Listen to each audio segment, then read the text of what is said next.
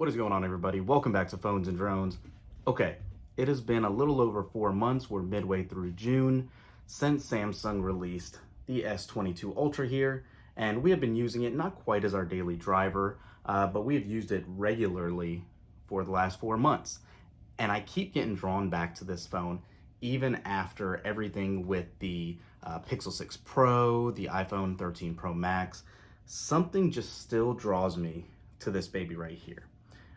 Whether it's build quality, cameras, or any feature set that you can imagine from this device, I think what really truly keeps bringing me back isn't the S Pen, it's just how good this display is.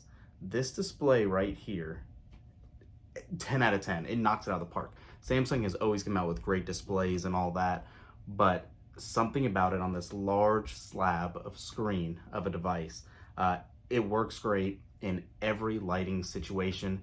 You can go extra dim if you want at night or in bright daylight outside in direct sunlight. It just looks so good. So first things first, before I go into my full long-term review on this phone, this video is in no way, shape, or form sponsored by Samsung. These are just truly my thoughts and opinions on the S22 Ultra after 4 months of use. So right off the bat too, to not just jump into all the positives, this phone was plagued with quite a bit of, we'll call them bugs to begin with, and it's still not perfect to this point. But one of the biggest call outs is when you launch your camera app, and let's go ahead and just show you a screenshot. So if I go ahead and take a picture, there is that shutter lag, or there was that shutter lag until just about a month ago or so when Samsung finally improved that.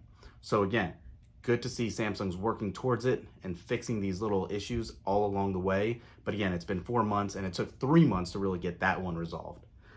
The fingerprint sensor on this baby, as you saw in my unboxing videos and other videos, it is just flawless. You can see how quick that unlocked.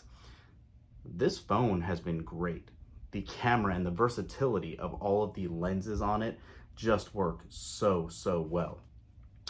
Any kind of lighting, a lot of criticism came out about reusing the lenses in this variation as opposed to last year's as well, but this is nothing new. Google does the same thing for multiple years on ends, and you see how tweaking the software in addition to the hardware worked, and it came out really great in the long run.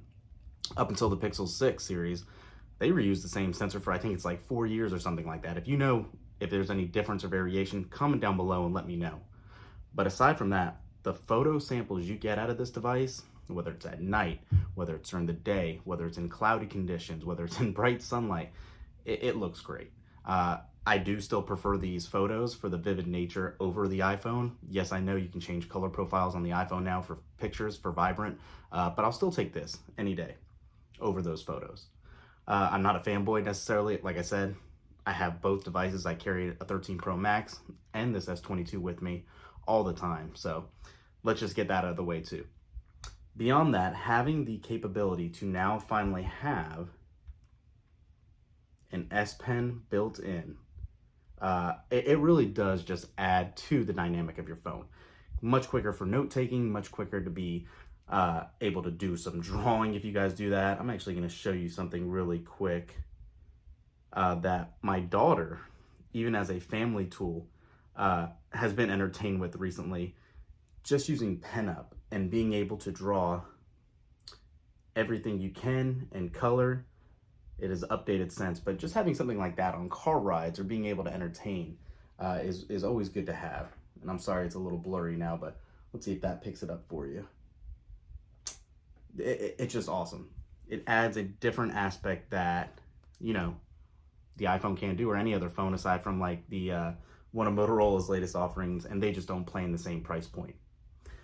Now, one issue I have continuously had, and this is a stock launcher, this is nothing to do with a third-party launcher like Nova like I usually use, but sometimes jumping through the apps and all that haven't been that seamless. It has had a little delay, but nothing out of this world, nothing crazy, nothing to sway you away from the phone necessarily, but it's just a call out I wanted to mention. Beyond all that, even in its base format, even in the only 128 gig storage option that you can get, this phone flies. I think it has like 8 gigs of RAM or 12 gigs of RAM, and there's no issue. So These phones are expensive, but even in space config, which this is, you don't have to worry about missing out on any features or any delays or anything like that. It has not bogged down at all. I don't play a lot of video games, but the few we've played have worked phenomenally well. And it's just, it's really a pleasure to hold. A slight personal opinion on this too. The AOD on these babies, I just love them. So I know a lot of phones nowadays, especially Android phones, use AODs. But these babies here, with the calendar, being able to quickly glance at your battery, as well as all of your notifications, I think Samsung just has it implemented the most for customization and making it yours and personalizing. They have definitely hit that right out of the park with this one.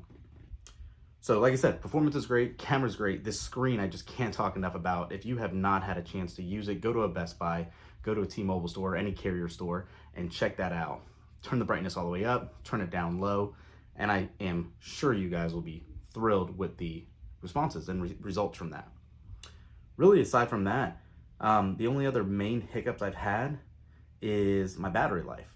And this is one of the biggest factors of me not using this 24/7. Maybe I'm spoiled with my iPhone 13 Pro Max, but the battery life on this just has not been phenomenal. I am a heavy user, obviously, but this is getting me through most of the day, but it is usually dead if I take it off the charger around 7:30 in the morning. Usually I have to plug it back in before 8 o'clock at night, usually midway through the day. If you guys follow the channel, you know we go to Disney quite a bit. We did our photo samples and camera samples from there on this device.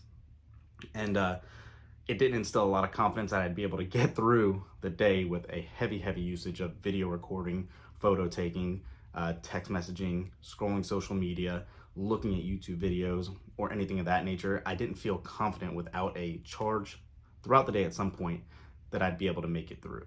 So just something to keep in mind. Hopefully they figure out a way on next year's model to incorporate the S Pen with a larger battery. That would hugely help, I think. And that's really my only other hesitation about fully recommending this to everybody. Now again, not everyone is as heavy of a user as I am, but keep that in mind. If you do use your device quite a bit, this will be an issue. Unless you guys haven't experienced that, let me know in the comments down below as well. Maybe it's just my device. But yeah, I don't want to ramble anymore. Let me know what you guys think. Are you using the S22 Ultra? Are you thinking about picking one up? At this point in time too, all of the, the pre-order deals have passed and all that, but Samsung always has deals throughout the year. Carriers have deals throughout the life cycle of these devices, and you can still pick them up whether it's bundled with a free watch or some other functions or features like a gift card. Check it out. You can't go wrong. Let me know what you think in the comments down below. Those super thanks are open. We appreciate everything y'all do to support us. Thanks for watching, guys. We'll catch you in the next one. Peace.